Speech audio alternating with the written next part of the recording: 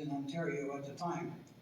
This meant collaborating with Dad and Ted, designing and building barns, liquid manure systems, milking power, etc. Luke was involved in everything, especially the grunt work and getting projects done. Luke loved farming. Sometimes when I came over, he would say, "Would you like to boertjie?" Boertjie is a Frisian word for viewing crops and progress on farms. He was very good at showing off his crops versus some of the other farms, especially the university farms down the road, and commenting what he would do that is different and what's better farming practice.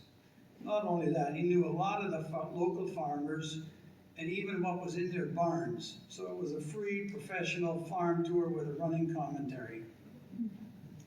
A few years ago, after he had established his own operation, I said to my wife Joanne, "Wow, it's a great day for combining beans." She responded that it would be nice to see a combine in operation. So I said, "Let's go and see Luke." He was just finishing up a field of soybeans close to his house. And when I explained what we came for, he immediately invited us on board. He probably showed Joanne how the machine worked and all the controls and the status indicators.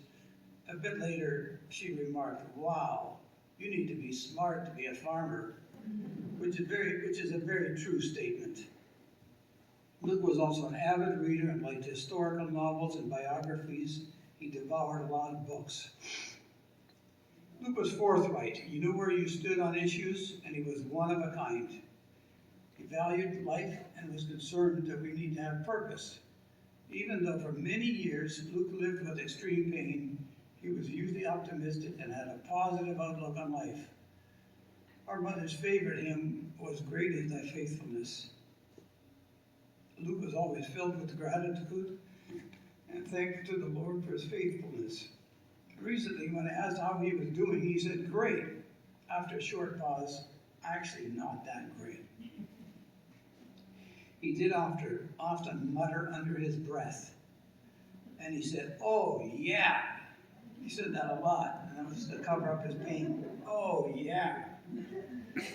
Some time ago, we had quite a discussion on what was important at our stage in life. Even though he was still project-driven, he told me that he was thinking more of the legacy that he was leaving behind. Luke liked to travel. First significant trip he made when he was about 20 years old.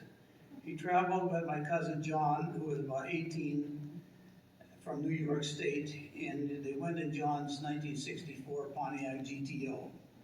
Planned destination, California, to see the Beach Boys. They traveled across the prairies to Vancouver, but when they reached the U.S. border, they were questioned and sent back for lack of funds. They had barely enough money for gas, and this was before they had Visa cards. In fact, it maybe was before Visa was invented. They got to see a lot of Canada, but none of California. But they bonded. Unfortunately, John was killed in a motorcycle accident about 10 years ago. Much later, Luke did make it to the U.S. Southwest with his cousin Bill and their wives to mostly look at farms.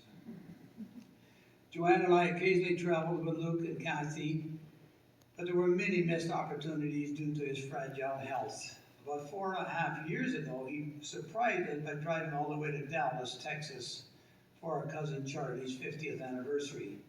When I questioned him, he responded by saying that once he's sitting behind the wheel, he was okay. Luke and Kathy did go with us to Florida one time, and they also joined us on a major trip to the Philippines for Stephen and Maya's wedding. We had a wonderful trip and great memories. So in conclusion, we loved our brother Luke and we'll miss him a lot.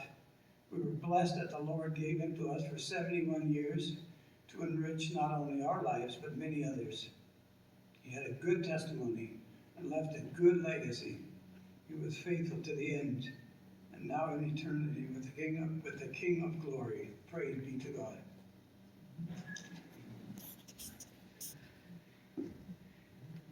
Thank you very much, Sean. Well said. Can we stand together, please?